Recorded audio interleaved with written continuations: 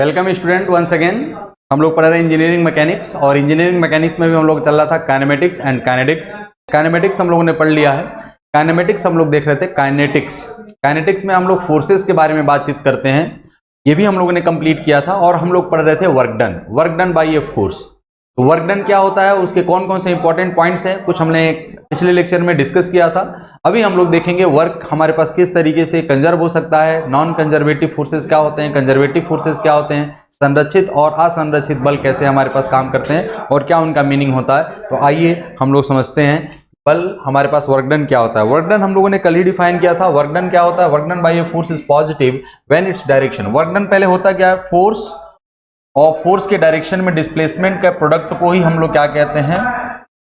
ये अगर हम लोग ये थीटा है और ये पार्टिकल, ये बॉडी हमारे पास यहाँ से यहाँ तक आ गया, ये डिस्प्लेसमेंट अगर s होगा तो वर्क डन जो हो जाएगा हमारे पास W is to F cos theta into में s। तो हमारे पास W इज टू ऐसे लिखा जाता है F vector dot displacement vector, dot product हमारे पास कॉस आता है, तो ये हम लोग देख सकते हैं। अब अगर हम लोग ये कह रहे हैं कि वर्क डन जो है पॉजिटिव कब होगा, देखो पॉजिटिव हो सकता है, नेगेटिव हो सकता है। तो वर्क डन अगर हमारे पास पॉजिटिव लेना होगा, यानी फोर्स के डायरेक्शन में, जो फोर्स अप्लाई कर रहा है उसी के डायरेक्शन में अगर डिस्प्लेसमेंट होगा तो क्या आएगा हमारे पास, पॉजिटिव वर्क आएगा। अगर हमारे पास फोर्स अपोजिट है डिस्प्लेसमेंट के डायरेक्शन में, यानी जिस डायरेक्शन में अगर हम लोग किसी चीज को रोकने का कोशिश कर रहे हैं और वो आगे बढ़ रहा है, वो फाइनली चल करके कुछ दूर के बाद अगर रुक जाएगा, तो अगर फोर्स अप्लाई हो रहा है और डिस्प्लेसमेंट उसके अपोजिट डायरेक्शन में है तो वहां पर निगेटिव वर्क डन होगा। ठीक है, तो वर्क डन हमारे पास पॉजिटिव कब कहलाएगा, if the direction of force and the direction of displacement both are in the same direction.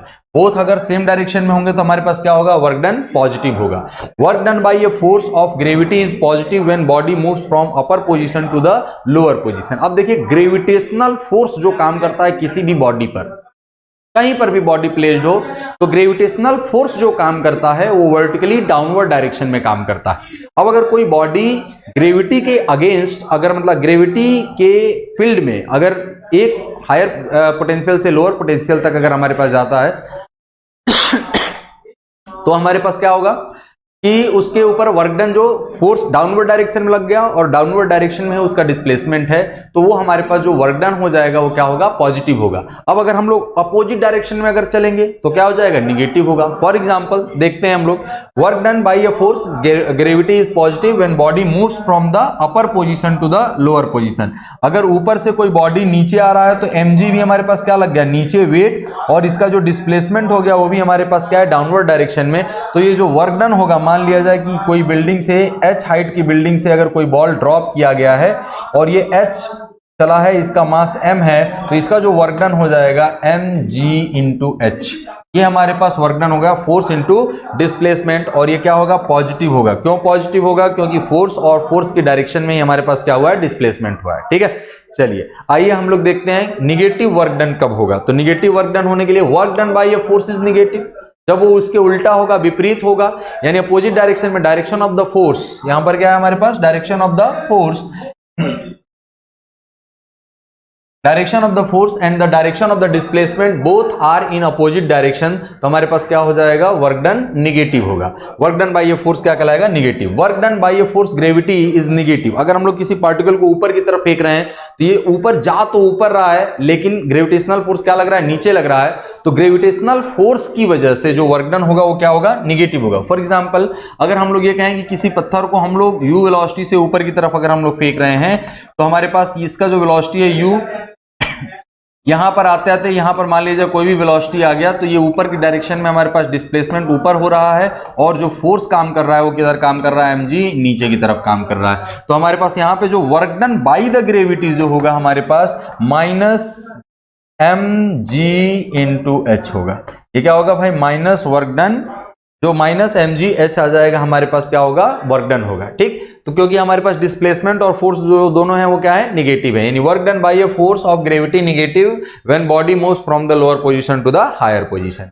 आइए, work done by a force is zero, कब होगा जीरो, तो ये भी हम लोगों ने कल देखा था। f या तो f इज टू जीरो हो, या तो s इज टू जीरो हो, या फिर f and s angle between F and S is equal to क्या हो, 90 डिग्री का हो। तो 90 डिग्री का होगा अगर इस सिचुएशन में, तो हमारे पास तीनों कंडीशन में हमारे पास वर्क डन क्या होगा, 0 होगा।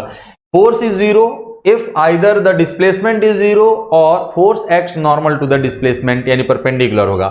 वर्क डन इज एक स्केलर क्वांटिटी है, क्योंकि फोर्स जो वर्क डन होता है, फोर्स भी वेक्टर क्वांटिटी है, लेकिन इसका डॉट प्रोडक्ट होता है ds का, तो हमारे पास क्या हो जाएगा, ये स्केलर क्वांटिटी होगा। तो ये अदिश राशि है, इसको हमें दिशा बताने की जरूरत नहीं है। वर्क डन हमने अगर बता दिया, वर्क डन वैसे भी एनर्जी, एनर्जी का मतलब हमारे पास जो होता है, वर्क डन को हम लोग जूल में मेजर करते हैं। तो unit of the work done क्या हो गया, न्यूटन मीटर और joule. 1 newton metre is equal to 1 joule हम लोग कहते हैं। तो ये इस तरीके से हम लोग वर्क को डिफाइन कर सकते हैं। आइए अब हम लोग देखते हैं work done bye spring force.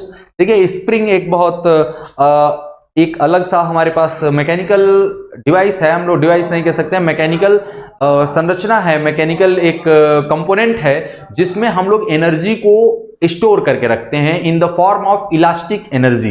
Elastic energy हम लोग जब पढ़ेंगे, आप लोग स्ट्रेंथ ऑफ मटेरियल, तो इलास्टिसिटी आप लोग पढ़ेंगे। इलास्टिसिटी का मतलब होता है कि जब किसी भी बॉडी पे फोर्स लगाया जाए तो उसमें डिफॉर्मेशन हो, और जैसे ही फोर्स हटा लिया जाए उसमें डिफॉर्मेशन क्या हो जाए, डिसअपीयर हो जाए। तो स्प्रिंग को हम लोग जनरली फोर्स एनर्जी को स्टोर करने के लिए यूज करते हैं। अब हम लोग अगर स्प्रिंग को प्रेस करना चाहते हैं, उसके लेंथ को हम लोग घटाना चाहते हैं, तो उस पर कंप्रेसिव फोर्स लगाएंगे, और अगर हम लोग स्प्रिंग का लेंथ बढ़ाना चाहते हैं तो उसमें हम लोग टेंसाइल फोर्स लगाएंगे। ठीक, तो हमारे पास स्प्रिंग भी कई टाइप के हो सकते हैं, और स्प्रिंग अगर कई टाइप के हो सकते हैं तो हम लोग किस तरीके से देखेंगे। देखिए ये स्प्रिंग जो है हमारे पास, स्प्रिंग के ऊपर जो फोर्स काम करता है, देखिए एक अगर हम लोग ये कहें कि स्प्रिंग जो होगा हमारे पास, मान लिया जाए कि कोई भी हमारे पास स्प्रिंग है, इसके ऊपर अगर हम लोग फोर्स लगा रहे हैं एक्सटर्नल फोर्स, ये क्या है भाई, एफ एक्सटर्नल। एक्सटर्नल फोर्स अगर अप्लाई करेंगे तो ये इसका लेंथ बढ़ने का कोशिश करेगा, लेकिन स्प्रिंग जो चाहेगा हमेशा क्या करेगा, ये अपने इनिशियल पोजीशन में बना रहना चाहता है। तो स्प्रिंग फोर्स, ये एक्सटर्नल फोर्स हो गया। स्प्रिंग जो फोर्स है वो हमेशा एक्सटर्नल फोर्स के अपोजिट डायरेक्शन में काम करेगा, और यहां पर इसका देखिए डायरेक्शन, अगर हम लोग इसको पॉजिटिव लेकर के चल रहे हैं तो स्प्रिंग फोर्स जो हमारे पास आएगा नीचे, और spring force is directly proportional to displacement in the spring. और स्प्रिंग निगेटिव है डिस्प्लेसमेंट, तो हम लोग कह देंगे भैया निगेटिव, हम लोग माइनस एक्स ले लेंगे, और जैसे ही यहाँ पे प्रोपोर्शनलिटी साइन हटाएंगे तो एक कांस्टेंट आएगा, तो माइनस के एक्स लिख सकते हैं, यानी ये कहलाता है हमारे पास स्प्रिंग फोर्स। ये स्प्रिंग फोर्स जो है हमारे पास बॉडी के ऊपर जो स्प्रिंग के थ्रू लगाए, वो डिफॉर्मेशन का हमेशा क्या करता है, अपोज करता है। यानी स्प्रिंग फोर्स, अब स्प्रिंग में जो फोर्स डेवलप होगा वो अपने डिफॉर्मेशन का ऑलवेज अपोज करेगा। अगर फैलाना चाहते हैं तो फैलने से मना करना चाहेगा, इनकार करेगा, यानी उसको अपनी तरफ खींचने की कोशिश। और अगर हम लोग कंप्रेस कर रहे हैं तो कंप्रेस करने के लिए जब हम लोग करेंगे तो उसके ऊपर फोर्स जो लगेगा वो बाहर की तरफ लगेगा, और वो हमारे पास उसको अपने लेंथ में, लंबाई में कमी होने का क्या करेगा, अपोज करेगा, विरोध करेगा। तो हमारे पास वो क्या कहलाएगा, हमारे पास स्प्रिंग फोर्स। तो स्प्रिंग फोर्स हमेशा अपने एक्सटेंशन का अपोज करता है, या फिर अपने कॉन्ट्रैक्शन का अपोज करता है। तो अब हम लोग ये कहें कि ये स्प्रिंग फोर्स हो गया। अब देखिए स्प्रिंग फोर्स जो है साहब, स्प्रिंग फोर्स एक्स पर डिपेंड कर रहा है। हमने जितना ज्यादा हम लोग अगर डिफॉर्मेशन करेंगे उतना ज्यादा फोर्स होगा, यानी फोर्स अब कांस्टेंट नहीं रहा। तो फोर्स अगर कांस्टेंट नहीं रहा तो हम लोग को जो वर्क डन फाइंड आउट करना होगा, वो वर्क डन हम लोग इंटीग्रेशन के मेथड से फाइंड आउट करेंगे। वो इंटीग्रेशन मेथड कैसे हम लोग देखते हैं, आइए हम लोग देखते हैं। Work done on the spring, sorry by the spring, on the spring तो एक्सटर्नल फोर्स से होगा, बाय द स्प्रिंग की अगर हम लोग बात करें, इसके ऊपर फोर्स हम लोगों ने लगाया, तो इसमें जो फोर्स आएगा स्प्रिंग फोर्स, या सॉरी कैपिटल एफ लिखेंगे हम लोग,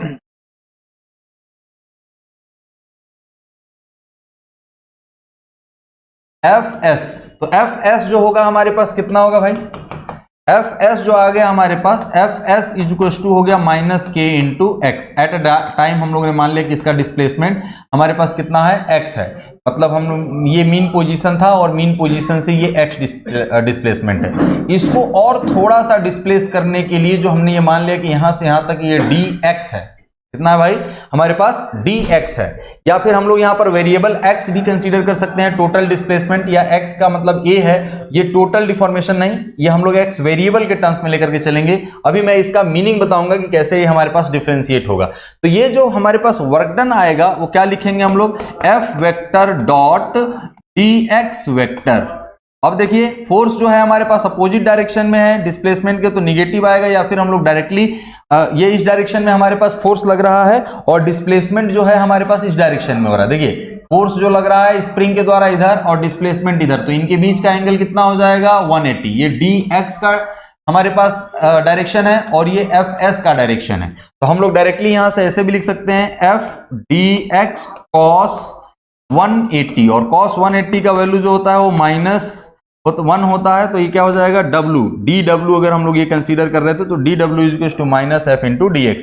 तो टोटल वर्क डन अगर हमें निकालना होगा तो हम क्या करेंगे, इंटीग्रेट कर देंगे, integration f into dx।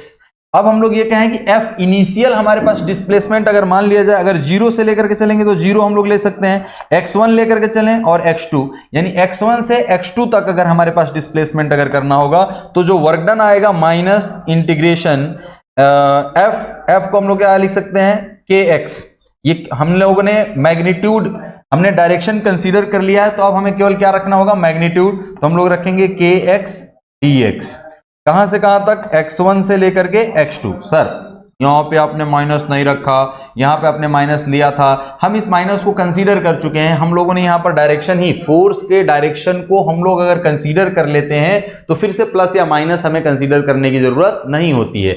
Minus अगर हम लोगों ने डिनोट कर दिया तो हमारे पास फोर्स का डायरेक्शन वो क्या हो चुका है, कंसीडर हो चुका है। फॉर एग्जाम्पल अगर हम लोग ये कहें कि एक फोर्स हमारे पास F1 वेक्टर इधर लग रहा है, F2 वेक्टर इधर लग रहा है, तो इन दोनों का रिजल्टेंट R जो लिखा जाएगा F1 vector plus F2 vector, क्योंकि हम लोग डायरेक्शन इसमें शो कर चुके हैं। तो हम लोग जब वैल्यू आएगा तो हमारे पास इसमें क्या होगा, डायरेक्शन अगर शो कर लिए हैं तो हम लोग यहां पे अगर प्लस ले रहे हैं तो जब वैल्यू पुट करेंगे तो माइनस आएगा, या फिर जो भी उसका इक्वेशन बनेगा उसके फॉर्मेट में हम लोग रखेंगे।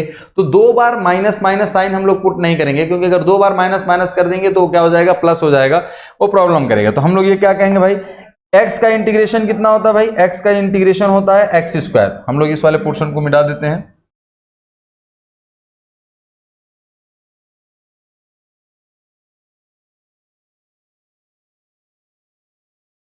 अब अगर हम लोग ये कहें कि वर्क डन जो आ गया हमारे पास W is equal to minus k x square, कहां से कहां तक हमारे पास लिमिट है, x1 से लेकर के x2 तक, तो W इज इक्वल टू आ जाएगा माइनस के x2 square minus x1 square. तो अगर हम लोग इसको ले जाएं अंदर तो हमारे पास क्या हो जाएगा, प्लस के x1 square minus x2 square. ठीक है, तो ये हमारे पास वर्क डन आ जाएगा। इनिशियली हमारे पास कहां पर था, फाइनली हमारे पास कहां पहुंचा, हम लोग इस तरीके से वर्क डन क्या कर सकते हैं, फाइंड आउट कर सकते हैं। आइए देखते हैं हम लोगों ने क्या देखा था भाई, देखिए सॉरी ये इंटीग्रेशन में हम लोगों ने एक्स स्क्वायर बाई 2 आएगा, यहाँ पे ये क्या हो जाएगा 1/2, ये 1/2, तो ये हमारे पास क्या होगा, इंटीग्रेशन में 1/2 के x1 square minus x2 square, यानी माइनस को हम लोग पहले ही कंसीडर कर चुके हैं। हमारे पास डिफॉर्मेशन यहां से देखिए ये x1 है और यहां से यहां तक अगर हम लोग टोटल लेकर के जाएंगे, इनफैक्ट हमारे पास यहां पर ये dx नहीं है, यहां पर हम लोग dx हालांकि उतना भी ले सकते हैं, dx हम लोग यहां से यहां तक इतना ही हम लोग कंसीडर करते हैं, ये dx नहीं होगा, यहां से यहां तक x2 है। फाइनल हमारे पास कहां से आया, फाइनल इनिशियली x1 पे था, x1 डिस्प्लेसमेंट पे था, तो इसमें देखिए ओरिजिनल पोजीशन से हम लोग यहां से पोजीशन 1 से पोजीशन 2 पर ले गए हैं, तो dx जो डिस्टेंस होगा वो dx हम लोग यहां पर थोड़ा सा मानेंगे। देखिए ध्यान देंगे हम लोग यहां पे, यहां से एक स्मॉल डिस्प्लेसमेंट इसमें मानेंगे और यहां से हम लोग मानेंगे कि ये x डिस्टेंस पर है, तो ये जो डिस्टेंस है डिस्प्लेसमेंट ये dx है, ये यहां से यहां तक x है, ये वाला जो पोर्शन जो अंदर दिया हुआ है वो नहीं है। तो हम लोग स्प्रिंग को जब बीच में होगा कहीं एक x डिस्प्लेसमेंट पे होगा, यानी x1 से आगे और x2 से पहले, उसको थोड़ा सा डिस्प्लेस करा करके हम लोग वर्क डन निकालेंगे और उसको इंटीग्रेट कर देंगे तो हमें टोटल वर्क डन आ जाएगा। ठीक है, तो इस चीज को आप लोग कंसीडर कर लेंगे, कहीं से भी इसमें कोई प्रॉब्लम नहीं आनी चाहिए। ठीक, आइए हम लोग देखते हैं इसका, हमने जो डायग्राम बनाया है वो इसमें क्या है, कहां से था भाई, हम लोगों को यहां से, ये यहां से हमारे पास मीन पोजीशन है, इसको हमने मान लिया कि ये x1 है और यहां से इसको यहां तक आना है, यानी यहां से यहां तक का जो डिस्टेंस होगा, मैं अलग कलर पेन ले लेता हूं, हम लोग ये कहें कि यहां से यहां तक का ये x1 है, ये मीन पोजीशन है, और यहां से यहां तक ये x1 है और यहां से यहां तक ये क्या है, x2 है।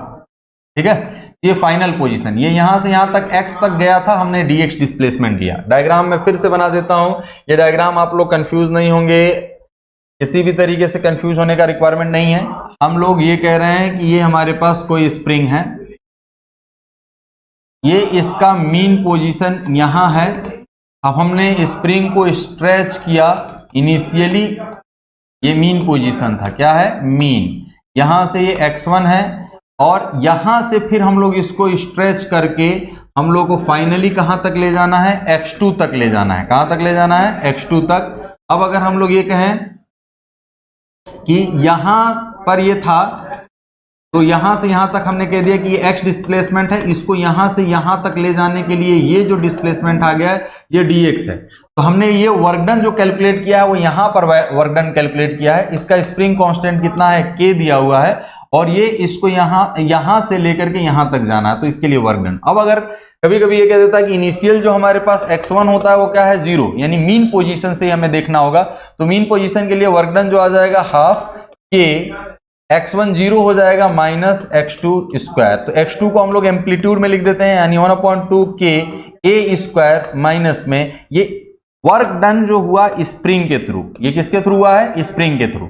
अब देखिए ये वर्क डन कोई करवा रहा होगा, एक्सटर्नल फोर्स, तो एक्सटर्नल फोर्स के थ्रू अगर हम लोग वर्क डन देखेंगे इसी स्प्रिंग पे एक्सटर्नल, ए भाई हमको ये बताइए, स्प्रिंग को हम खींच रहे हैं तो वो एक्सटर्नल फोर्स होगा।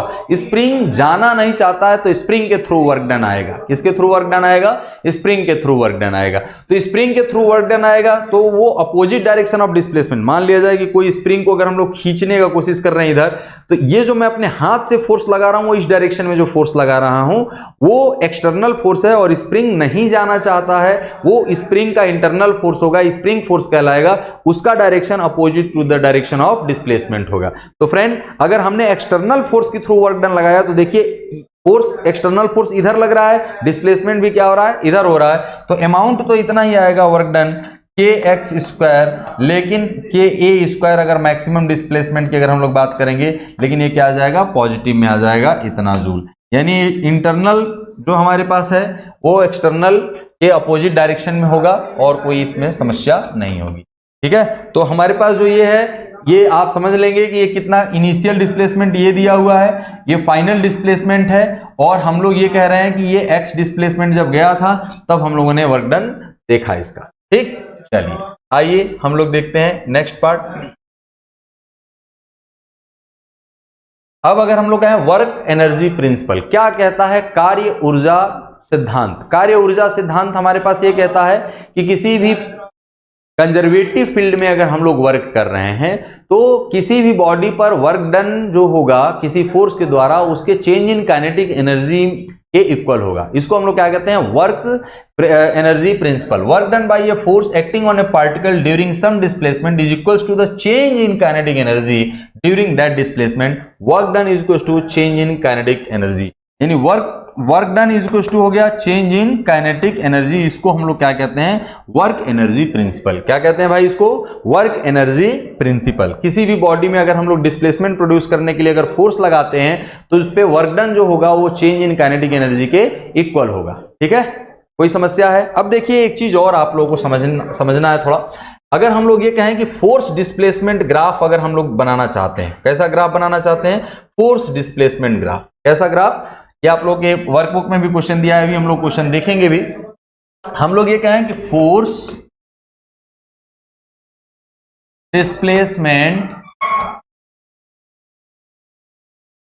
Graph, force displacement graph. अब अगर हम लोग ये कहें कि वाई एक्सिस पर हम लोगों ने क्या ले लिया, फोर्स, वाई एक्सिस पर हम लोगों ने क्या ले लिया, फोर्स, और एक्स एक्सिस पर हम लोगों ने ले लिया है डिस्प्लेसमेंट।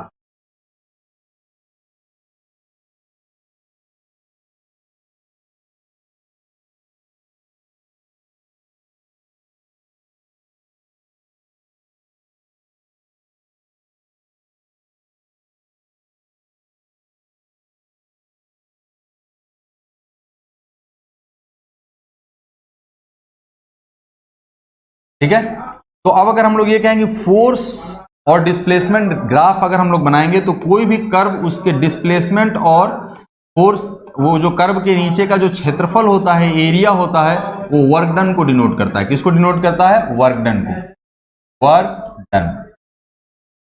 यानी area on the force displacement graph, the area under the curve and the displacement axis represents the work done by the force। क्योंकि इसका प्रोडक्ट होता है, हम लोग जानते हैं एरिया में दोनों इन्वॉल्व होंगे, F इंटू एक्स हमारे पास आएगा, तो हम लोग ये कहेंगे कि फोर्स के डायरेक्शन में जो ये वही फोर्स होना चाहिए जो डिस्प्लेसमेंट हमारे पास क्या कर रहा है? प्रोड्यूस कर रहा है। अगर वो फोर्स नहीं है तो वो डिस्प्लेसमेंट हमारे पास अगर अपोजिट डायरेक्शन में होने, मतलब परपेंडिकुलर डायरेक्शन में हो रहा है, तो फोर्स हमारे पास रिप्रेजेंट नहीं करेगा। बात समझ गए? ये हम लोग को, ये वही फोर्स है जो फोर्स के डायरेक्शन में डिस्प्लेसमेंट क्या कर रहा है? प्रोड्यूस कर रहा है, तभी हम लोग इनका प्रोडक्ट ले पाएंगे और हम लोग इस तरीके से क्वेश्चन सॉल्व कर पाएंगे। ठीक है, तो हम लोग इस चीज को हम लोग कंसीडर कर सकते हैं। ठीक, आइए हम लोग देखते हैं एक क्वेश्चन। इससे पहले ये यहां पर है, मान लिया जाए कि ये क्वेश्चन हम लोग पास, ये तो भी हम कर दे रहे हैं। ये क्वेश्चन वर्क एनर्जी थ्योरम पर या वर्क उस पे फोर्स और डिस्प्लेसमेंट ग्राफ पर अगर हम लोग देख लें तो क्या आएगा, देखते हैं। मान लिया जाए कि कोई एक फोर्स है, ये क्वेश्चन आप लोग पास होगा वर्कबुक में। ये है हमारे पास फोर्स न्यूटन में, और ये मीटर में दिया है हमारे पास डिस्प्लेसमेंट। ये हमारे पास है 3 न्यूटन का, और यहां से यहां तक का जो डिस्प्लेसमेंट है वो 4 मीटर का है, और यहां से यहां तक का जो डिस्प्लेसमेंट है हमारे पास कितना है? वो 3 मीटर दिया है। और ये यहां तक जो हमारे पास इसका मास ऑफ द पार्टिकल जो है वो 1 kg दे रहा है। तो क्वेश्चन ये पूछ रहा है कि पोजीशन 0, 1, 2, पोजीशन 2 तक हमारे पास अगर ये सिचुएशन बन करके आ रही है, O से 1, 1 से 2 अगर हम लोग चल रहे हैं, तो पार्टिकल के पास कितना वेलोसिटी होगा एट द पॉइंट 2। तो वेलोसिटी का मतलब हम लोग ये जानते हैं, किसी भी पार्टिकल पे अगर हम लोग फोर्स लगाएंगे और फोर्स के डायरेक्शन में डिस्प्लेसमेंट होगा, तो उसमें हमारे पास क्या होगा? वर्क डन आएगा। और वर्क डन हमारे पास प्रिंसिपल क्या कहता है? वर्क एनर्जी प्रिंसिपल, कि जितना भी हमने वर्क डन किया है वो काइनेटिक एनर्जी के इक्वल होगा। तो इसका हम लोग सबसे पहले क्या निकालेंगे? Work done. वर्क डन निकालने के लिए फ्रेंड्स हम लोग को क्या करना होता है? एरिया निकालना होता है। तो हम लोगों ने नाम दे दिया 1, 2, तो हम लोग ये कहें कि O1 के बीच में अगर एरिया अगर निकालें, एरिया हमारे पास क्या हो जाएगा? Work done is equal to area कितना हो जाएगा? 1/2 बेस कितना है? 4 इंटू हाइट कितना है? 3 इंटू में हमारे पास प्लस में हो जाएगा ये 3 इंटू 3, ये कितना हो गया हमारे पास? ये हो जाएगा 2, ये 6 प्लस 9 इज इक्वल टू कितना हो गया? 15 न्यूटन मीटर। इतना हमारे पास वर्क डन हो गया। और हम लोग जानते हैं काइनेटिक एनर्जी क्या कहता है? Half mv² is equal to change in kinetic energy is equal to, हमारे पास इनिशियली अगर ये रेस्ट से स्टार्ट हुआ है तो हमारे पास हम लोग क्या कहेंगे? Change in kinetic energy is equal to half mv² हो जाएगा। Change in kinetic energy is equal to हमारे पास यही आ जाएगा। तो चेंज इन काइनेटिक एनर्जी अगर ये है फ्रेंड्स, तो वर्क डन के इक्वल हम लोग कर देंगे। वर्क डन हमारे पास कितना है? इसमें हाफ m कितना दिया है? 1 kg, v² हमें फाइंड आउट करना है। वर्क डन कितना हुआ है? 15। तो हम लोग ये क्या करेंगे? v² इज इक्वल टू हो जाएगा 15 इंटू 2, यानी हमारे पास आ जाएगा v इज इक्वल टू 30 √30 हो जाएगा √30।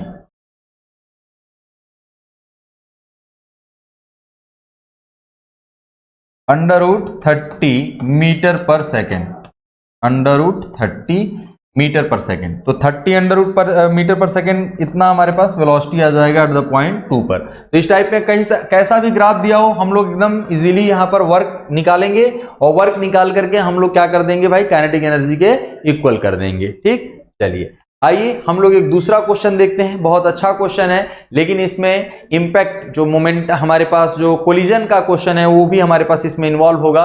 और वो कोलिजन का क्वेश्चन क्या होता है कि कोई एक्सटर्नल फोर्स अगर काम ना करता है तो उसका मोमेंटम हमेशा क्या रहेगा? कंजर्व रहेगा। यदि किसी भी बॉडी पर नेट फोर्स 0 होता है तो उसका हमारे पास काइनेटिक एनर्जी जो होगा हमारे पास क्या होगा? Initial momentum is equal to क्या होगा, फाइनल मोमेंटम। इसको कंजर्वेशन ऑफ मोमेंटम भी कहते हैं, law of conservation of momentum. तो हम लोग को दिया हुआ है हैज ए मास 1 kg, इसका मास कितना है 1 kg दिया है। स्प्रिंग कांस्टेंट कितना दिया है 50 न्यूटन पर मीटर दिया है, और इसका भी मास हमारे पास कितना है 1 kg। तो हमारे पास स्प्रिंग दिया है 1 kg, स्पीड इसका दिया हुआ है 2 मीटर पर सेकेंड, स्पीड कितना दिया है 2 मीटर पर सेकेंड का, और इसका इनिशियल स्पीड कितना दिया है 0 दिया हुआ है। At the spring attached to the front block is light and has the spring constant 50, find the maximum compression of the spring. Friends, इसको थोड़ा हम लोगों को सोचना पड़ेगा कि मैक्सिमम कंप्रेशन कब होगा, क्या मतलब है इसका, और किस तरीके से हम लोग स्टार्ट करेंगे। देखिए यहां पर फ्रिक्शन फोर्स नहीं है, कोई फ्रिक्शन की बात नहीं है, और ये फ्रिक्शनलेस सरफेस है। कैसा सरफेस है, फ्रिक्शनलेस सरफेस है। फ्रिक्शनलेस सरफेस है तो ये जैसे ही ये इस पर यहां पर आकर के यहां से कांटेक्ट में होगा, टकराएगा फ्रेंड्स, तो ये इसके ऊपर फोर्स एग्जर्ट करना स्टार्ट करेगा। जैसे ही फोर्स एग्जर्ट स्टार्ट करना होगा, ये रेस्ट से अपना वेलोसिटी स्टार्ट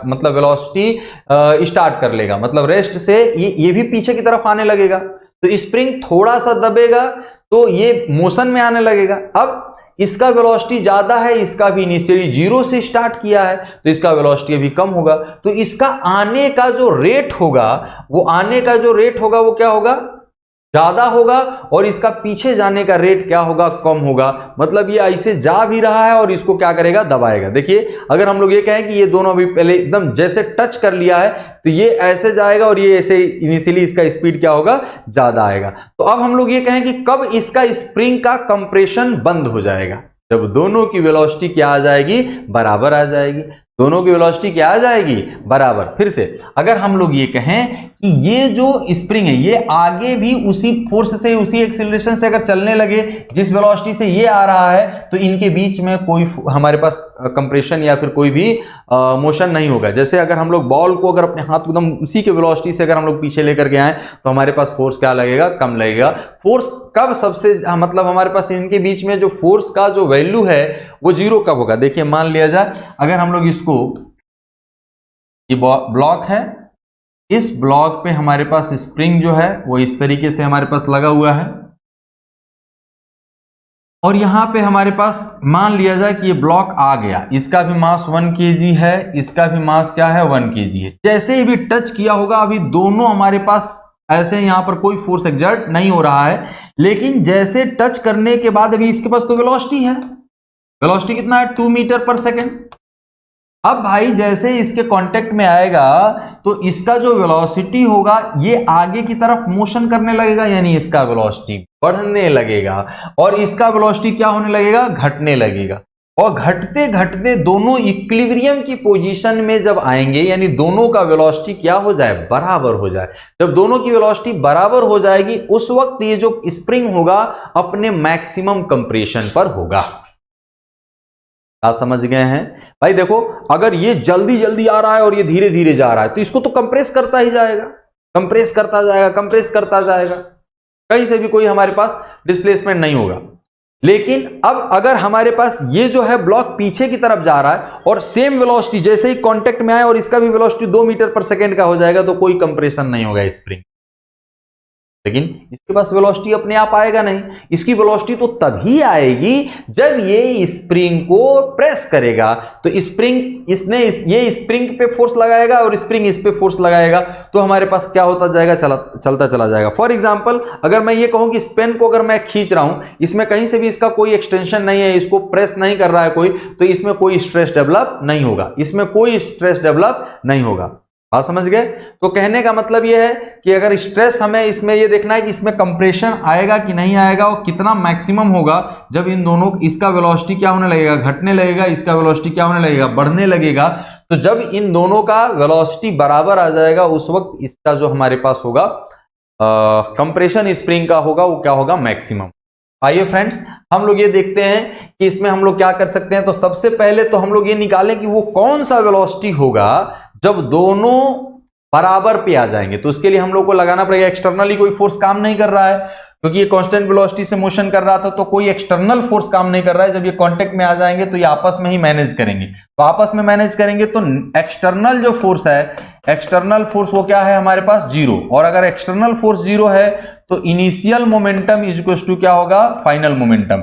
यानी इस पूरे सिस्टम का इनिशियल और फाइनल, देखिए इंटरनल फोर्स कैसे हो गया, स्प्रिंग को ये प्रेस करेगा, स्प्रिंग इसके ऊपर फोर्स लगाएगा। तो अगर पूरा सिस्टम एक साथ कंसीडर कर लिया जाएगा फ्रेंड्स, तो इसमें ये आपस में ही, मतलब ये घर का मामला हो गया। घर का मामला का मतलब कि इंटरनल मैटर हो गया, इंटरनल मैटर फोर्स का, तो ये इंटरनल फोर्स हो गया। सिंपल सी बात है, आपस में लड़ाई किए हैं ये लोग, इससे हम लोगों को एक्सटर्नली कोई फोर्स अप्लाई नहीं किया गया है, तो initial momentum is equal to final momentum होगा। पति पत्नी झगड़ा करेंगे तो ये उनका आपसी मैटर है, वो हो सकता, वो भाई अगले दिन अगर बहुत ज्यादा अगर झगड़ा नहीं बढ़ा है तो अगले दिन से फिर से वो पति पत्नी होंगे, फिर वो खुशी खुशी अपना साथ रहेंगे, वो उनका आपसी मैटर है। जब तक वो बाहर नहीं आए, बाहर के मैटर को अफेक्ट नहीं करेगा, तब तक वो हमारे पास क्या होगा, इंटरनल मैटर होगा। वही चीज यहां पर है, यहां पर एक्सटर्नली कोई फोर्स अप्लाई नहीं किया गया। तो इनिशियली इस सिस्टम के पास मोमेंटम कितना था, हाफ एम वी स्क्वायर, मतलब यू स्क्वायर कर लेते हैं हम लोग, u square plus half m, ये इसको अगर हम लोग u1 मान लें, ये क्या हो जाएगा, zero square is equal to, finally हम लोग ये मान लें, ये जब दोनों एक साथ मोशन करने लगेंगे तो मास हमारे पास जो आएगा वो कितना आ जाएगा, m प्लस एम, और वेलोसिटी हमारे पास हमने मान लिया कि v हो गया, सॉरी हाफ क्यों होगा, ये हम लोग काइनेटिक एनर्जी कंजर्वेशन लगा दिए हैं, मतलब काइनेटिक एनर्जी का इक्वेशन लिख दिया मैंने, ये हमें मोमेंटम का इक्वेशन लिखना है ना, तो एग्जाम्पल में ज्यादा खो गए नहीं।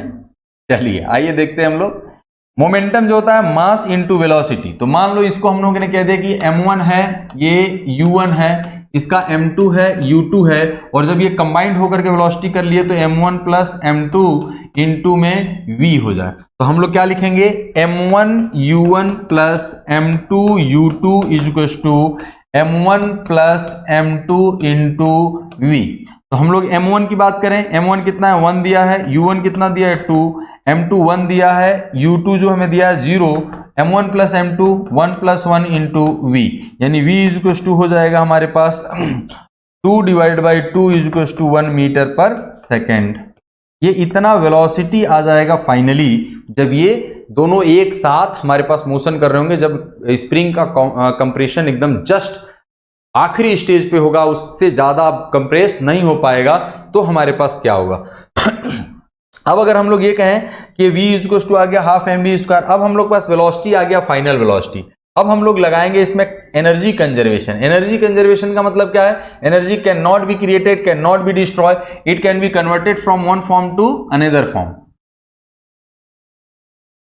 तो हम लोग ये कह रहे हैं कि इसकी जो पास काइनेटिक एनर्जी थी, इनिशियल काइनेटिक एनर्जी, वो कहां कहां खर्च होगी, स्प्रिंग को दबाने में, और जब दोनों हमारे पास एक साथ वेलोसिटी करेंगे उसकी काइनेटिक एनर्जी में। मतलब हमारे पास टोटल इनिशियल एनर्जी कितना था, और फाइनली हमारे पास स्प्रिंग दब भी गया है और ये आगे भी मोशन कर रहे हैं। यानी हमारे पास जो एनर्जी कंजर्वेशन की बात करेंगे तो हमारे पास इनिशियल एनर्जी कितनी थी, half m u square is equal to, इसके पास एनर्जी थी नहीं, वो रेस्ट में था, हम लोग कहेंगे half k x square plus, हम लोग एकदम फाइनल स्टेज की बात कर रहे हैं जब इनका वेलोसिटी सेम हो जाएगा, m1 plus m2 into we square. तो हम लोग फ्रेंड्स यहां पर क्या लिख सकते हैं, 1/2 से 1/2 क्या हो गया, देखो कैंसिल हो गया। हम लोग ये लिखेंगे 1 इंटू 2 का स्क्वायर इज इक्वल टू, के दिया है 50 इंटू एक्स हमें फाइंड आउट करना है, तो यहां पर हो गया हमारे पास 2 इंटू वी स्क्वायर का मतलब हो गया 1 का स्क्वायर। तो हम लोग अब ये देखें तो ये कितना हो जाएगा, 4 is equal to 50 into x square plus 2। तो हमारे पास क्या आ जाएगा फ्रेंड्स, देखेंगे हम लोग, इसको आप कंटिन्यूअस में देख सकते हैं, पीछे आप लोग करके इसको इजीली आप लोग इसको समझ सकते हैं। मोमेंटम कंजर्वेशन था, मोमेंटम कंजर्वेशन तभी अप्लाई कर सकते हैं जब हमारे पास नेट एक्सटर्नल फोर्स क्या हो, जीरो हो। तो हम लोगों ने वेलोसिटी फाइंड आउट कर लिया, उसके बाद हम लोगों ने एनर्जी कंजर्वेशन लगाया, total energy initial energy is equal to final energy. अब हम लोग ये कहें कि ये 2 हो जाएगा, ये 50 इंटू एक्स स्क्वायर, तो x square is equal to 1/25, तो x इज इक्वल टू कितना हो जाएगा, 1/5 फ्रेंड, 1.5 मीटर। अब हम लोग ये कहें कि x इज इक्वल टू, हम लोग ये लिख सकते हैं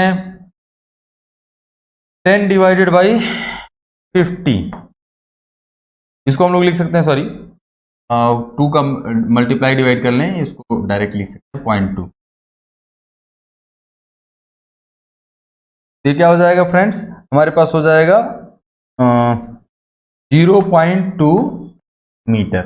तो ये आ जाएगा x इक्वल टू हमारे पास 0.2 मीटर का डिस्प्लेसमेंट होगा उस स्प्रिंग का, और वो हमारे पास फॉर्मेट में आंसर में देखते हैं हमारे पास ऑप्शन दिया है, ये होगा हमारे पास option number B is the correct answer. ठीक है, इसमें ध्यान देने वाली बात यही है कि इसमें हमें फाइनल वेलोसिटी भी निकालना होगा, क्योंकि दोनों ब्लॉक रेस्ट में नहीं आएंगे।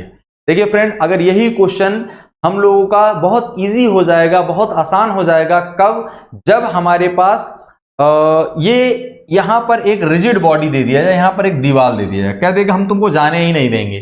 तो अब इसकी जो टोटल की total kinetic energy will convert into the spring energy half k x square. कुछ लोगों के मन में यही चल रहा होगा कि सर इसका टोटल काइनेटिक एनर्जी हम लोग इसके स्प्रिंग एनर्जी में जो work done in the spring को स्ट्रेच करने में हम लोगों ने किया है उसमें खर्च हो जाए, हम लोग वह भी तो लगा सकते हैं, नहीं लगा सकते। क्यों नहीं लगा सकते हैं सर? क्योंकि ये हमारे पास इसको आगे भी ले जाएगा। अब अगर हम लोगों ने यहां पर दीवार लगा दिया फ्रेंड्स, देखिए नया क्वेश्चन, आइए हम लोग देखते हैं नया क्वेश्चन कैसे हम लोग इसमें फॉर्मेट में देखेंगे। नया क्वेश्चन क्या आएगा, मान लिया जाए अगर हमारे पास ये नया नेक्स्ट क्वेश्चन है, अदर क्वेश्चन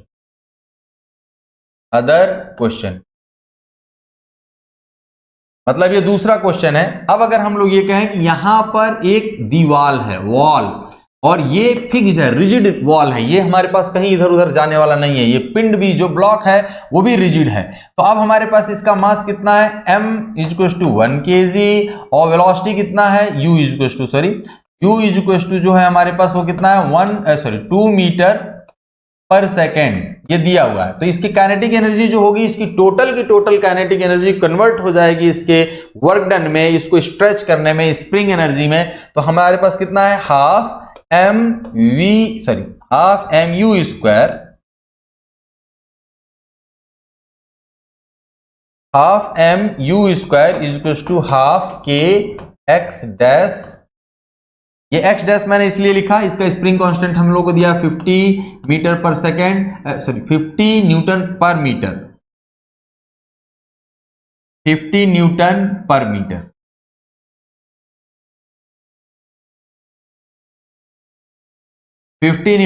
पर मीटर। तो अब हमारे पास ये 1/2 से 1/2 कैंसिल आउट हो जाएगा। m1 दिया है, ये कितना दिया है हमारे पास 2 का स्क्वायर इक्वल टू k दिया है 50 इंटू एक्स डैश हमें निकालना है, जब ये रिजिड वॉल से हमारे पास अटैच्ड होगा, जब ये इसका मोशन नहीं हो सकता। तो ये हो जाएगा 4 divided by 50 equal to x dash का स्क्वायर। तो ये हो जाएगा हमारे पास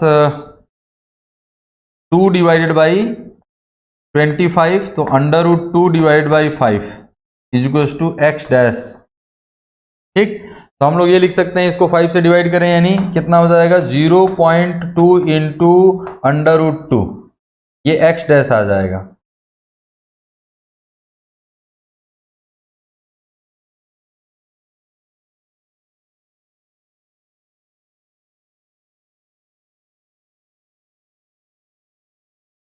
यानी एक्स डैश इक्वल टू इतना आ जाएगा। अब देखिए इसको हम लोग अगर कैलकुलेट करें तो कितना आ जाएगा 0.2 इंटू √2 इक्वल टू आ गया 0.28, यानी देखिए ये आ जाएगा 0.2828 मीटर। अब देखिए पहले वाले से इसका कंप्रेशन क्या होगा, ज्यादा। अब देखिए कोई आदमी है, उसको हमें मारना है, इस तरीके से मारना है कि रूम में बंद करके मारना हो, और दूसरा हम लोग उसको फील्ड में दौड़ा करके मार रहे हैं। तो दौड़ा करके मारेंगे तो ये जल्दी थक जाएगा मारने वाला, क्योंकि वो दौड़ सकता है, पीछे भाग सकता है।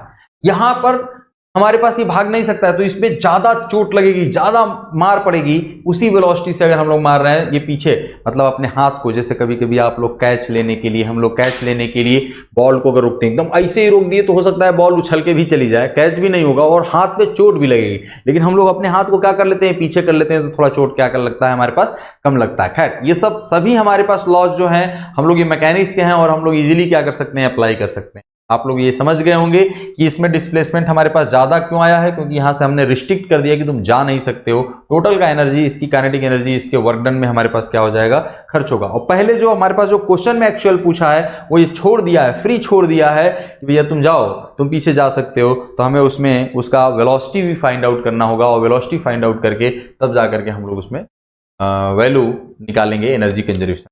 आइए, kinetic energy of a particle. Kinetic energy होता क्या है? What is the kinetic energy? गतिज ऊर्जा क्या होती? किसी भी पिंड का उसके गति करने के कारण उस पिंड में जो ऊर्जा संचित होती है उसको हम लोग कहते हैं kinetic energy. The energy of a particle by virtue of its motion is known as kinetic energy. Kinetic energy गति, it is possessed by the particle by virtue of its motion. किसी भी पिंड के गति करने के कारण उसमें जो एनर्जी निहित होती है, जो समाहित होती है, उसको हम लोग क्या कहते हैं, काइनेटिक एनर्जी। यानी काइनेटिक एनर्जी इक्वल टू होता है half m v square, m द्रव्यमान, वी वेलोसिटी, इसका भी यूनिट जो होता है वो क्या होता है, जूल होता है। क्या होता है, जूल। हम लोग जूल को क्या लिख सकते हैं, केजी मीटर स्क्वायर पर सेकेंड। इसको हम लोग क्या लिख सकते हैं, न्यूटन मीटर। तो हम लोग ये सब इसके डायमेंशंस हैं, यूनिट्स हैं, हम लोग इजीली समझ सकते हैं। ठीक है, आइए हम लोग देखें potential energy of a particle. What is the potential energy? स्थितिज ऊर्जा। किसी भी पार्टिकल का स्थिति विशेष के कारण, एक विशेष स्थिति प्राप्त करने के कारण जो उसमें ऊर्जा निहित होती है वही हमारे पास क्या कहलाता है, स्थितिज ऊर्जा। क्या कहलाता है भाई, स्थितिज ऊर्जा। स्थितिज ऊर्जा माने पोजीशन की वजह से इसको पोटेंशियल एनर्जी भी हम लोग कहते हैं। तो हम लोग क्या कहें, पोटेंशियल एनर्जी हम लोग कहते हैं, और इसको यू से हम लोग पीई से भी डिनोट करते हैं, और इसको यू से भी डिनोट करते हैं, और ये क्या हो जाएगा, mgh। ये mgh जो होता है, h बहुत स्मॉल है अर्थ के रेडियस के कंपैरिजन में, तो हम लोग mgh यूज करते हैं। अदरवाइज ग्रेविटेशन में इसका आप लोगों ने 12th में पढ़ा होगा, अलग से ही हमारे पास फॉर्मेट होता है। एक पार्टिकल को अगर हम लोग इस पोजीशन 2 से पोजीशन 1 पे अगर हम लोग ले करके गए हैं, तो यहां पर इसकी जो स्थितिज ऊर्जा होगी क्या होगी, ज्यादा होगी इसके कंपैरिजन में, क्योंकि हम लोग हाइट पे गए हैं और इसकी स्थिति हमारे पास कुछ वर्क करने की है। तो इस ऊर्जा को हम लोग क्या कहेंगे, स्थितिज ऊर्जा। किसी भी पार्टिकल को उसका स्थिति की वजह से, हम लोग अगर एक स्प्रिंग को अगर हम लोगों ने प्रेस करके रख दिया है, तो एक उसको दबा करके रखा है, तो वो कंप्रेस्ड एनर्जी जो है उसकी, इलास्टिक एनर्जी, वो स्थितिज ऊर्जा है। अगर हम लोगों ने एक्सटेंड करके रखा है, जैसे चूहे को अगर हम लोग करना चाहते हैं, तो चूहेदानी में जो हम लोग स्प्रिंग को स्ट्रेच करके रखे हैं, तो एक स्थिति विशेष के कारण उसके अंदर एनर्जी, वो हमारे पास स्थितिज ऊर्जा कहलाएगी। क्या कहलाएगी भाई, स्थितिज ऊर्जा। अब हम लोग ये कहें conservative forces and non conservative forces. Conservative forces क्या होते हैं, आइए हम लोग समझते हैं कंजर्वेटिव फोर्सेस के बारे में और नॉन कंजर्वेटिव के बारे में।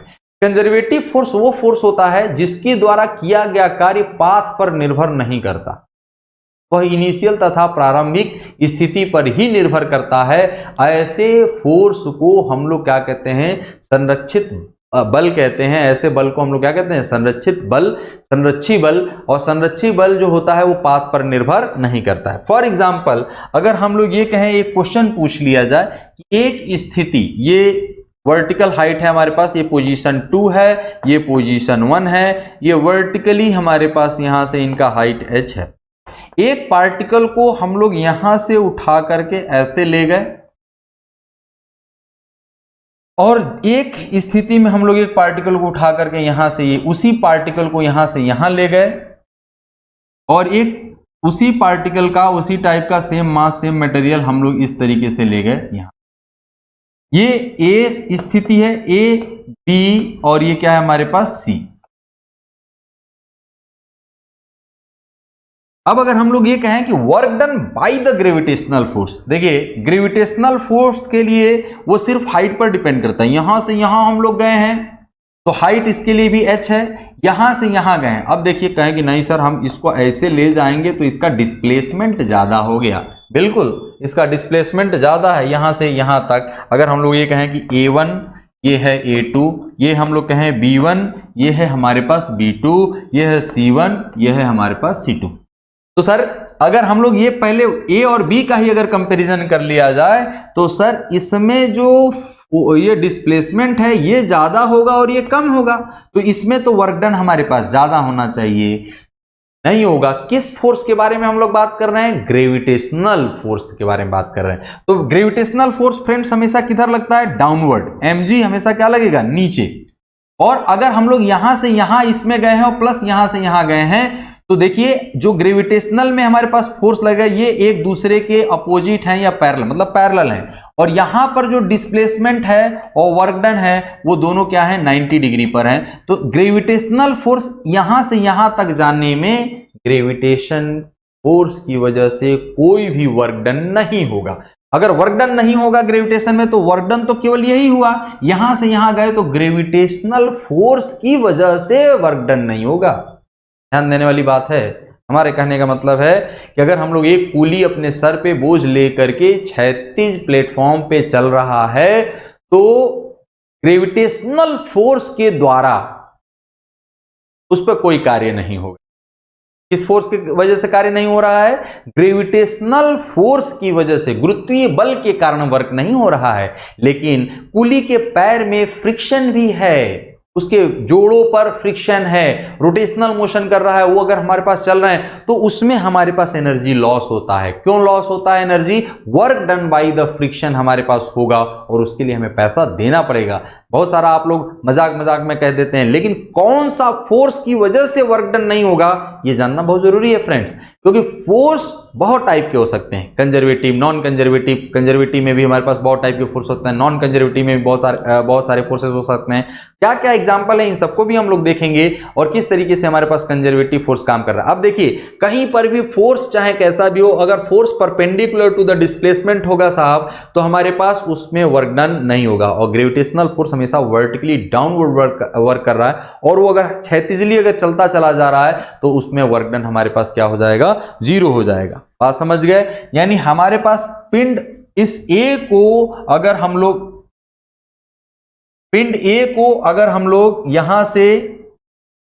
यहां से अगर ऐसे लेकर के जाएं तब भी हमारे पास वर्क डन उतना ही होगा, और यहां से ऐसे ले गए वर्क डन उतना ही होगा, यहां से यहां तक ले गए वर्क डन ऐसे होगा। हमारा मन किया हम ऐसे लेकर गए तब भी हमारे पास work done by the gravitational force हमारे पास सेम होगा। मैं बार बार बातचीत ये कर रहा हूं, बाई द ग्रेविटेशनल फोर्स। देखिए फ्रेंड, हम यहां से यहां गए तो हाइट पे अगर गए हैं तो इसमें वर्क डन होगा, लेकिन यहां से यहां हमारे पास चलेंगे तो वर्क डन नहीं होगा, क्योंकि ग्रेविटेशनल फोर्स डाउनवर्ड डायरेक्शन में है और ये जो डिस्प्लेसमेंट हो गया हमारे पास हॉरिजॉन्टल डायरेक्शन में हो गया। यहां पे वर्क डन होगा, यहां पे वर्क डन नहीं होगा। किस फोर्स की वजह से? ग्रेविटेशनल फोर्स की। इस फोर्स की वजह से ग्रेविटेशनल, मतलब कि जो वर्क डन है बाय ए फोर्स वो तभी होगा जब हमारे पास फोर्स और जो डिस्प्लेसमेंट है वो पैरेलल हो, या तो सेम डायरेक्शन में हो या अपोजिट डायरेक्शन में हो। लेकिन अगर परपेंडिकुलर हो गया तो हमारे पास वर्क डन जीरो हो जाएगा। कंडीशन हम लोगों ने देखा, ठीक। तो ऐसे सभी फोर्स जिसपे वर्क डन पाथ पर निर्भर ना करे, इनिशियली और फाइनल पोजीशन पर हमारे पास निर्भर करे, यानी हमारे पास वो वर्टिकली हाइट पर सेम पाथ पर निर्भर ना करके हमारे पास यहां पर कहीं से भी ऐसे घूम करके कहीं से भी आ गया और यहां पे पहुंच गया है तो वर्क डन हमारे पास क्या आएगा? सेम आएगा। ऐसे सिचुएशन में ऐसे फोर्सेस को हम लोग क्या कहते हैं? Conservative force. If the work of A force is a moving a particle between two position is independent of the path followed by the particle and can be expressed as a change in potential energy, then such a force is called conservative force. All the central forces are conservative: normal reaction, tension, magnetic force, electrostatic force, gravitational forces, etc. All central forces are conservative forces. All central forces are conservative forces. कैसे forces होते हैं? Conservative forces होते हैं। Conservative forces के through जो work done होता है वो पाथ पर निर्भर नहीं करता है, वो चेंज इन पोटेंशियल एनर्जी के हमारे पास क्या होता है? बराबर होता है। फॉर एग्जाम्पल नेक्स्ट अगर हम लोग देखें, अगर हम लोग ये कहें कि इन नॉन कंजर्वेटिव फोर्सेस क्या है? The force in which the work done depends upon the path followed by the particle is known as non conservative. अब फ्रेंड्स अगर मान लिया जाए कि हमें इस पोजीशन से यहां ऐसे जाना है और यहां से ऐसे हमारे पास जाना है, यहां से ऐसे जाना है, यहां से ऐसे जाना है, ये बी पोजीशन पे हमें पहुंचना है ए से बाया सी और या डायरेक्ट। तो हम लोग ये कहें कि अगर फ्रिक्शन इसमें इन्वॉल्व होगा, एयर का फ्रिक्शन हो सकता है, पैर का फ्रिक्शन हो सकता है हमारे पास, तो घर्षण बल इसमें यहां से यहां तक ज्यादा दूर तक हमारे पास काम किया। और इसमें जो घर्षण बल है ये इसी वाले पाथ पे फॉलो करेगा ना, यानी वो घर्षण बल जो होगा वो पाथ पर डिपेंड करेगा। मतलब कि अगर हम लोग छत से ऊपर से हम लोग ग्राउंड फ्लोर से छत पे जा रहे हैं और फिर छत से वापस आ गए, तो जो work done by the gravitational field होगा वो जीरो होगा। लेकिन जाते वक्त भी हमारे पास वर्क लगेगा और आते वक्त भी हमारे पास वर्क लगेगा बाय द फ्रिक्शन। फ्रिक्शन के थ्रू हमारे पास वर्क डन होगा और वो वर्क डन हमारे पास कहलाएगा। हम किसी भी पाथ से आएंगे, अलग अलग पाथ से आएंगे, अलग अलग हमारे पास फ्रिक्शन लगेगा, अलग अलग टाइम पे हमारे पास अलग अलग फ्रिक्शन लगेगा और वो हमारे पास फोर्स जो होता है वो क्या होता है, non conservative. Frictional force, viscous force, drag force, ये सब हमारे पास जो होते हैं वो क्या होते हैं, हमारे पास नॉन कंजर्वेटिव फील्ड होते हैं या नॉन कंजर्वेटिव फोर्सेस होते हैं, जो पाथ पर हमारे पास क्या करते हैं, निर्भर करते हैं। फ्रेंड्स, जो भी फोर्स के द्वारा वर्क डन जो है वो पाथ पर निर्भर करता है वो हमारे पास क्या कहलाएगा, कंजर्वेटिव, नॉन कंजर्वेटिव। जो पाथ पर निर्भर करेगा वो क्या कहलाएगा, नॉन कंजर्वेटिव, और जो पाथ पर नहीं निर्भर करेगा वो कहलाएगा कंजर्वेटिव फोर्स। फॉर एग्जांपल हम लोग ये कह रहे हैं कि पोजीशन ए से पोजीशन बी तक हमें जाना है और हम ऐसे गए और ऐसे गए। अगर ये कंजर्वेटिव फील्ड में है, किस फील्ड में है, कंजर्वेटिव फोर्स ऑफ फील्ड में है, तो यहां से यहां तक जाने में हमारे पास जो फोर्स, जो भी कंजर्वेटिव फोर्स काम करेगा, तीनों में वर्क डन हमारे पास क्या होगा, सेम होगा। लेकिन अगर ये नॉन कंजर्वेटिव फोर्स के थ्रू वर्क डन देखेंगे तो अलग अलग पाथ में लंबाई, इसको 1 मान लेते हैं, इसको 2, इसको 3, तो सब में वर्क डन हमारे पास क्या होगा, अलग अलग होगा, वो डिपेंड नहीं करेगा। बात समझ गए हैं? चलिए आइए हम लोग देखते हैं नेक्स्ट पार्ट, कंजर्वेटिव और नॉन कंजर्वेटिव। एग्जांपल्स बहुत इंपॉर्टेंट है, normal reaction, tension, magnetic force, static, electrostatic force, gravitational force, ETC. इसमें लिखना था all central forces are conservative forces. इसमें हमारे पास लिखना है जितने भी फ्रिक्शन की वजह से जो रोकने का काम करेंगे, जो ड्रैग का काम करेंगे, वो हमारे पास होंगे नॉन कंजर्वेटिव फोर्सेज। ठीक है। Principle of conservation of energy. Energy conservation क्या है, कहता है भाई एनर्जी न तो उत्पन्न की जा सकती है और न ही नष्ट की जा सकती। इसको एक रूप से दूसरे रूप में क्या किया जा सकता है, परिवर्तित किया जा सकता है, बदला जा सकता है। यानी ऊर्जा हमारे पास संरक्षित है, जितनी ऊर्जा हमारे पास पहले थी उतनी ही ऊर्जा अभी भी है। मतलब पूरे यूनिवर्स की अगर हम लोग बात करें, इन ऊर्जा को न तो हम लोग ऊर्जा को एक रूप से दूसरे रूप में ही हम लोग क्या कर सकते हैं, कन्वर्ट कर सकते हैं।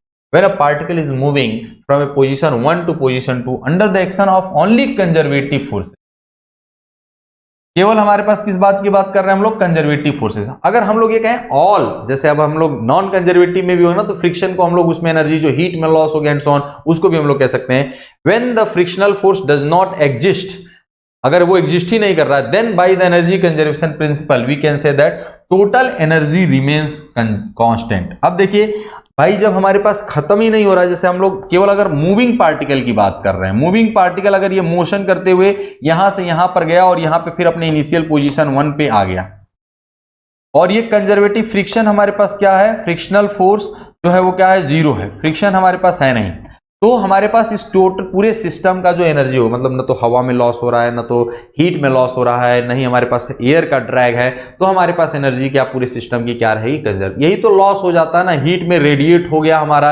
एनर्जी, क्योंकि रेडिएशन तो हर एक टेम्परेचर पर होता है, आप लोग जानते होंगे रेडिएशन किसी भी पार्टिकल का, और वो एनर्जी हमारे पास क्या कर रहा है, खत्म कर रहा है। तो हम लोग ये कहें कि भैया जो कंजर्वेटिव फोर्स फील्ड में अगर when frictional force is 0, then the energy conservation principle says that the total energy remains constant. अब देखो एक रैंडम अगर हम लोग ये कहें टोटल एनर्जी के बारे में, तो एनर्जी कैन नॉट, ऊर्जा न तो उत्पन्न की जा सकती है और न ही नष्ट की जा सकती है, इसे एक रूप से दूसरे रूप में कन्वर्ट किया जा सकता है। फॉर एग्जांपल, अगर एक बल्ब हमारे पास ग्लो कर रहा है, अगर हमारे पास बल्ब हमारे पास रोशनी दे रहा है, तो उसकी जो टोटल इलेक्ट्रिकल एनर्जी है वो कितने भी फॉर्मेट में एनर्जी में गया होगा, वो एनर्जी के फॉर्मेट में गया होगा, उन सबको अगर जहां जहां मतलब जैसे बल्ब के कांच का जो टेम्परेचर बढ़ गया होगा, फिलामेंट का टेम्परेचर बढ़ गया होगा, रेडिएशन हुआ, या फिर जो हमारे पास उससे कोई मटेरियल पिघल गया है, इन सबको अगर सम कर देंगे तो टोटल इलेक्ट्रिकल एनर्जी के बराबर ही होगा। मतलब एनर्जी न तो उत्पन्न की जा सकती है और न ही डिस्ट्रॉय की जा सकती है, इसको वन फॉर्म से दूसरे फॉर्म में कन्वर्ट किया है। ठीक है, ये हमारे पास एनर्जी का वो है। अब हम लोग मैकेनिक्स में जो बात करते हैं, तो मैकेनिक्स में देखिए हम लोग पूरे फिजिक्स, होल फिजिक्स या थर्मोडायनेमिकल हम लोग बातचीत नहीं कर रहे हैं, हम लोग केवल मैकेनिक्स की अगर बात करें तो हम लोग पास फ्रिक्शन एक बहुत बड़ी चीज है, उससे हमारा काम बनता भी है और उससे काम हमारा बिगड़ता भी है। तो अगर फ्रिक्शन की अगर हम लोग बात करें तो फ्रिक्शनल फोर्स अगर एग्जिस्ट नहीं कर रहा है और कंजर्वेटिव फोर्सेज हैं, तो हमारे पास जो होगा प्रिंसिपल ऑफ कंजर्वेटिव हम लोग यहां पर अप्लाई कर सकते हैं। ठीक है, पावर क्या होता है friends? What is the power? The rate of doing work is known as power. शक्ति, इसको क्या कहते हैं हम लोग? शक्ति। Rate of doing work is known as power. हम लोग, हमारे पास इतनी पावर है, इतनी पावर है कि तुम चुटकी बजाने में हम कोई भी काम करवा सकते हैं। यानी जो वर्क करने की एबिलिटी होती है पर सेकेंड, वही हमारे पास क्या कहलाता है? पावर कहलाता है। और पावर हमारे पास क्या है? Power P is equal to work per unit time. और वर्क को क्या लिख सकते हैं? Force into displacement divide by time. Displacement upon time को लिख सकते हैं हम लोग फोर्स इंटू वेलोसिटी। यानी फोर्स इंटू वेलोसिटी जो हो गया वो क्या हो गया हमारे पास? न्यूटन मीटर पर सेकेंड। और न्यूटन मीटर को लिख सकते हैं हम लोग जूल, सॉरी क्या लिख सकते हैं हम लोग? जूल। तो जूल पर सेकेंड, और जूल पर सेकेंड को हम लोग लिख सकते हैं वाट। और इसका सिंबल जो होता है वो जनरली हम लोग डब्ल्यू लिखते हैं। ठीक, तो हमारे पास पावर जो हो गया फोर्स इंटू वेलोसिटी, और ये भी एक स्केलर क्वांटिटी है, डॉट प्रोडक्ट होता है हमारे पास। तो हमारे पास फोर्स जो हमारे ये जो वर्क करने का दर है, रेट है, उसी को हम लोग क्या कहते हैं? पावर कहते हैं। और पावर हमारे पास यूनिट जो होता है वो क्या होता है? वाट होता है। ठीक, अब हम लोग कहें principle of impulse and momentum, ये किस तरीके से हमारे पास वर्क करता है, ये क्या होगा, हम लोग इसको आगे हम लोग देखेंगे। आज के लिए हम लोग इस पावर पे ही अपने लेक्चर को फिनिश करते हैं। नेक्स्ट अभी जो लेक्चर होगा, मोमेंटम कैसे होते हैं, इंपल्स कैसे होते हैं, और किस तरीके से हमारे पास कोलिजन होता है, इस चीज को हम लोग इसमें देखेंगे। तो आज के लिए बस इतना ही फ्रेंड्स। थैंक यू क्लास, मिलते हैं नेक्स्ट टाइम।